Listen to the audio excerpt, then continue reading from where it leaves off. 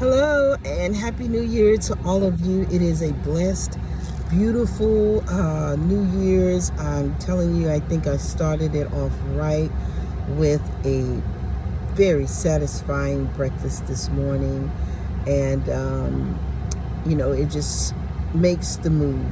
They say breakfast is the most important meal of the day. So that being said, I thought now it would be the more appropriate time to share some information with you. A lot of it is common knowledge, but I did say that the Lord has shared with me to release some things to you, maybe common knowledge you already know about, heard about, and then for others it may be new. But irregardless of what the circumstance may be, sometimes we may know a thing, but we don't take it to heart. We don't move in faith or grace because we have not heard it. It hasn't been spoken. So there are times for things to really be taken serious that it has to be spoken, because what? Faith comes by hearing, and what?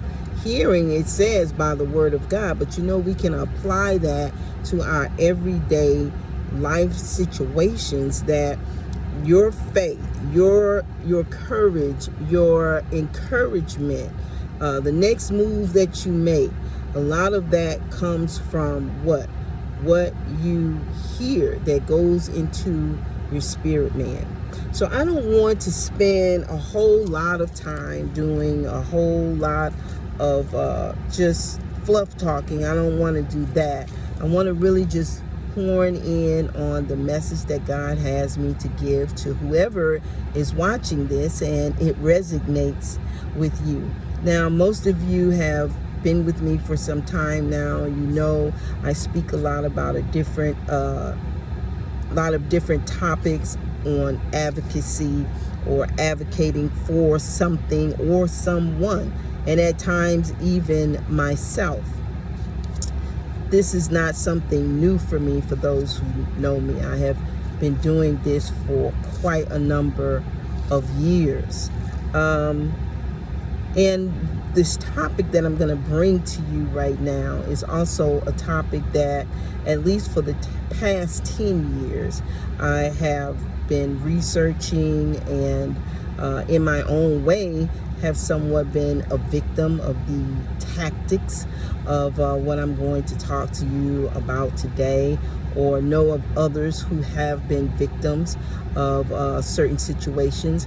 But now we have newer incidents that are happening. We have new lifestyles that are occurring. We have a larger population of people who are moving into culture living versus traditional, as we know it in the United States, Christian living, or Christianity, or the morals, the values that have built our country, that our country has set as its standards. Okay, so when we talk about the government, when we talk about our politicians, we generally want them to belong to some type of Christian fellowship. Why? Because we have set the standards based on those principles to help us with the decisions that are made in the best interest of the masses. Correct? Correct. Okay, so what I'm going to talk to you now is, that I am in healthcare. And so we see a lot of things. We hear a lot of things, and we perceive individually a lot of things. And that is not to say that what we perceive is accurate, but it's not to say that it should be discounted or discredited, but certainly it should be observed. Okay, so I'm going to talk to you right now about our nursing facilities, and I really want to speak specifically to my CNAs, and that does not exclude other healthcare workers such as our LPNs and our RNs, or even our doctors. All right, so in our healthcare facilities, we have hospitals, We have long-term care, short-term care, rehabilitation. You may only enter temporarily for 21 days. And while you are there for those 21 days, that is still considered your home, even if you're not a permanent resident / patient in that facility. It is considered your home. So we as workers are now faced with a lot of conflict, a lot of red tape, because with this new terminology and defining our nursing facilities as residents' homes, it also says that now we are not workers in the home. We are not employed in their home. We are guests in their home. And all residents don't treat their guests very nicely. So we are subject to the laws of affirmative action, which we no longer have.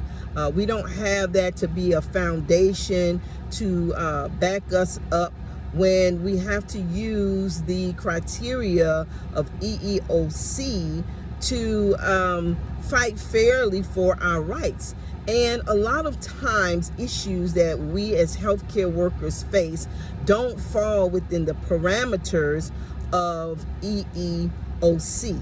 And then you have difficulty if you don't have the right funds to be able to afford an attorney who's going to stand with you and for you for the injustices that you may have received.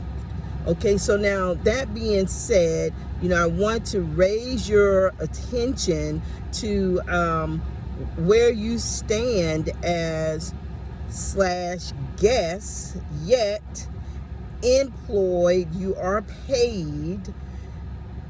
Therefore, as an individual, you are working in these people's homes, although you are told you are a guest.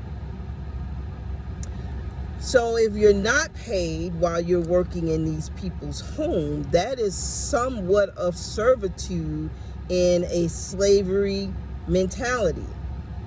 Now, I don't want to go into too many specifics in different roles, employment roles that every individual has. But I'm speaking more so to our CNAs who more recently have had a lot of complaints, especially those who are traveling, with the type of treatment that they are receiving, not only from residents who they are taking care of, and I know taking very good quality care of these patients, but also from head management, the administrators, in these different types of facilities. And when you're out of town, you're on contracts with agencies, your hands are kind of tied behind your back with how much you can stand up for yourself, because if you lose your contract, then now you have to be responsible for paying your own fare back home, your check stops, your stipends for your stay in your hotel or your Airbnb. All of that gets cut off, right?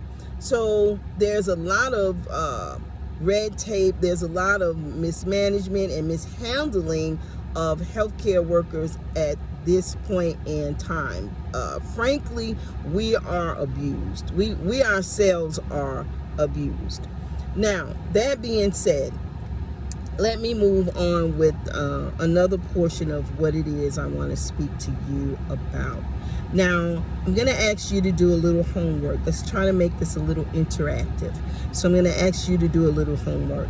So I did a little Googling, a little researching on, black males who are victims of sex trafficking in the United States. Now, I told you before when I released part 2, there was a delay, and some of it was personal, but other portions of it was the Spirit was allowing time for other information to go before me by other vessels that the Lord wanted to use. And they brought up these subjects, right? So I'm going to just tap into that just a little bit. I don't want to be of a lot of words, but I just want to tap into it to give you something to think about, to start researching and to consider okay, where we're going. So you don't find, if you find it, leave it in the comments, let me know.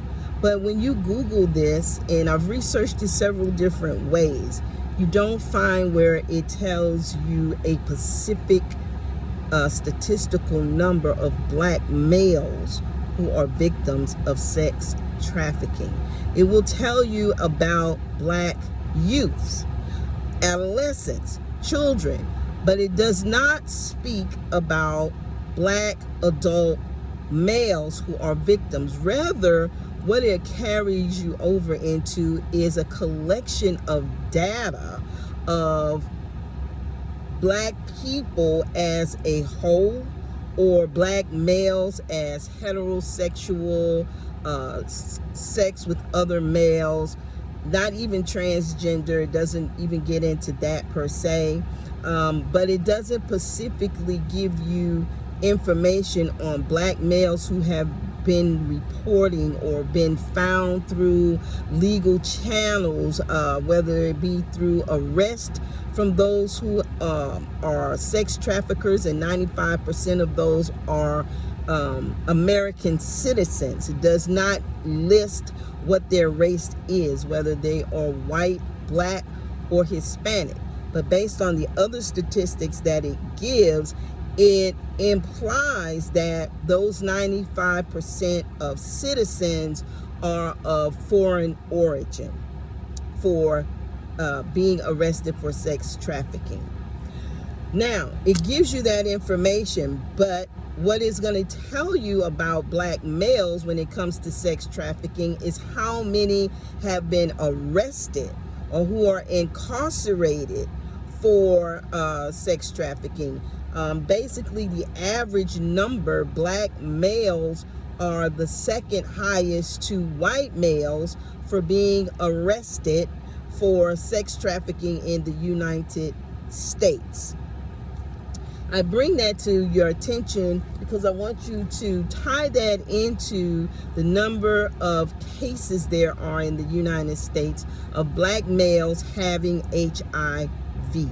And have you considered that black males with HIV are not just drug addicts, they're not just male on male gays, but that through this new cultural craze that's happening, through the escalation of kidnappings for the purpose of commercial sex trafficking, that these black males who are victims are infected or diagnosed with HIV because of group sex that they are forced into as a sex trafficked victim, who ultimately they become desensitized, traumatized, and they become enticed and greedy for quick gratification to earn money. When they get in a situation of commercial sex trafficking, as you see with P. Diddy, where you're dealing with CEOs and corporations or private industry businesses who are lucrative, but on the surface of things don't look like any of that type of activity is going on, then they have now become a willing participant in their own injustice. Now, for you CNAs, and I'm giving you a lot right here, okay? And at some point, it's going to tie together. But I just want to give you little touch points for you to consider, for you to start researching, and for you to start paying attention. Now, to my new CNAs, you're going to be going out there, you're excited, you're going to be doing something you have a passion for, which is to take care of people, which is to serve people. And in a lot of situations, you're going to hit a brick wall. You're going to become discouraged. You're going to become disappointed. You'll even be attacked by other coworkers, whether it's verbally, physically, or what have you. But what I want to say to you right now, do not. Now, this is coming from the Lord. This is coming from the Lord. this is what I'm releasing to you right now. Do not, and you can say the Lord told you to do that all you want, but that's going to be between you and the Lord. But I am telling you, if it's not in your manual, you don't do it. If it is not in your orientation training where you have been trained on how to handle certain situations, don't you dare do it. Now, there is a lot, well, I won't say there's a lot, but there is a very fine line with residents being in their home and being able to have sexual relations with another resident or with a visitor. Now, I want you to be mindful of a few probabilities. And when I say a few probabilities, I'm saying I don't rule out that it is actually a fact. But if you have individuals, generally, I would think, in the attics of these nursing facilities, why are they up there in the attic of a nursing facility? Why? If they're not up there cleaning the roof, why are they living in the attic of a nursing facility or a hospital? That's a suspicion right there. That's a red flag right there. If they're going around building sex stores or sex clubs in nursing facilities to facilitate residents who are cognitively able to consent to sex, and in most cases you are trained how to separate residents who are engaging in sexual activity, one may be in their right mind and the other one is not. They have Alzheimer's or dementia. Their diagnosis not being able to make clear decisions for themselves, not knowing what they're doing or what they're getting themselves into. And then you have the danger of this activity cannot necessarily be a healthy act for them physically and even mentally if it creates some type of harm to their body or unendurable pain to their bodies. It's a tough situation, and I know it's a conversation that people don't want to have. But if the Lord was going to allow me to get away with anything, it certainly wouldn't be a crime. But it would be the words that are coming from my mouth that are anointed by him right now to say what I'm saying to you. Do not go into these nursing facilities, these healthcare facilities, putting your mouth on any of these residents.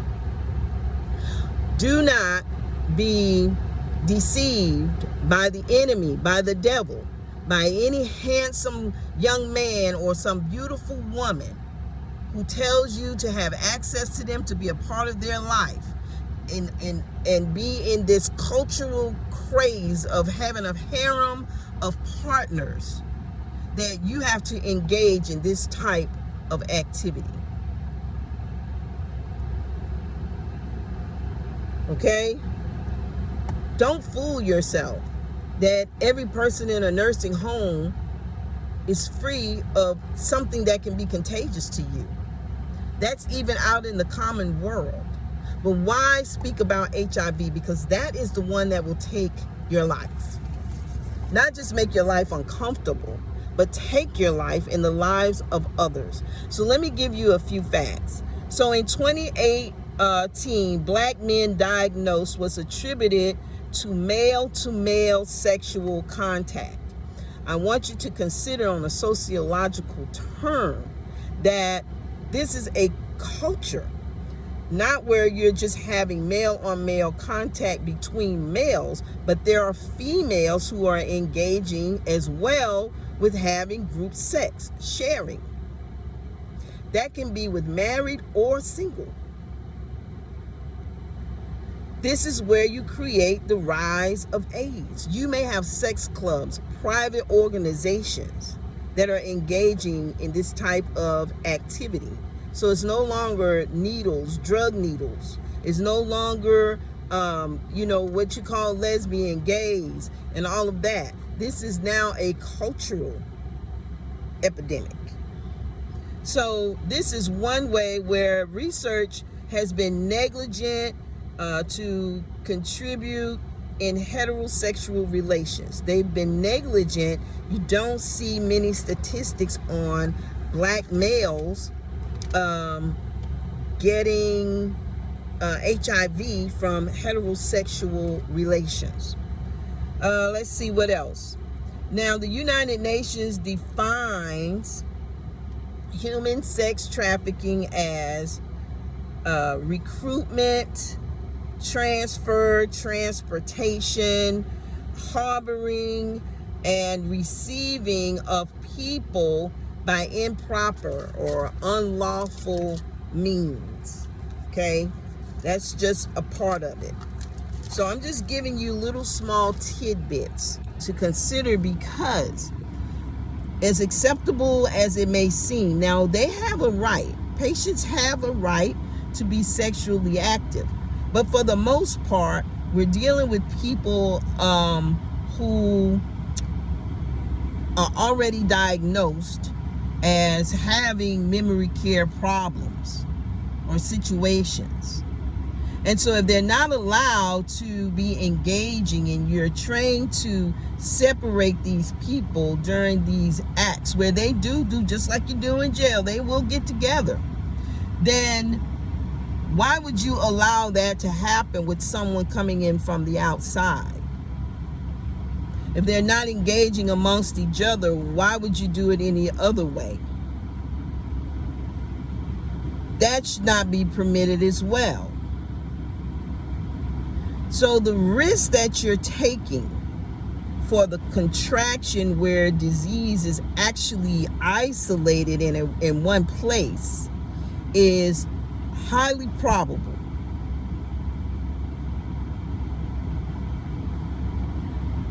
So this year in 2025, the Lord said, this is not your future.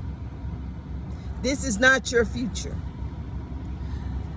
It may seem like people are getting away with something right now, and I know P. Diddy said, I can do anything. We can do what we want. No, you just found out that you can't. You just found out that you can't.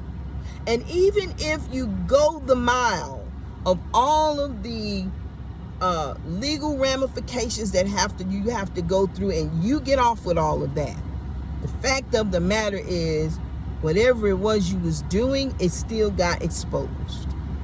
It still came forward, and it made a way for people to open their eyes to someone who had fallen into a reprobate mind. Kirk Franklin, reprobate mind. You should not be following him as an example anymore. I love that he's able to dance, and he danced so well, but we got to take that out of the Christian church. Cross on over to R&B or hip hop if that's what you want to do, but don't use that as an influence for a holy God. That's not proper. That is improper.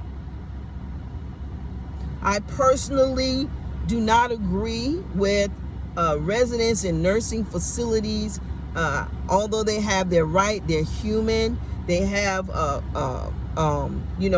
feelings like anyone else. Like I said, there is a thin line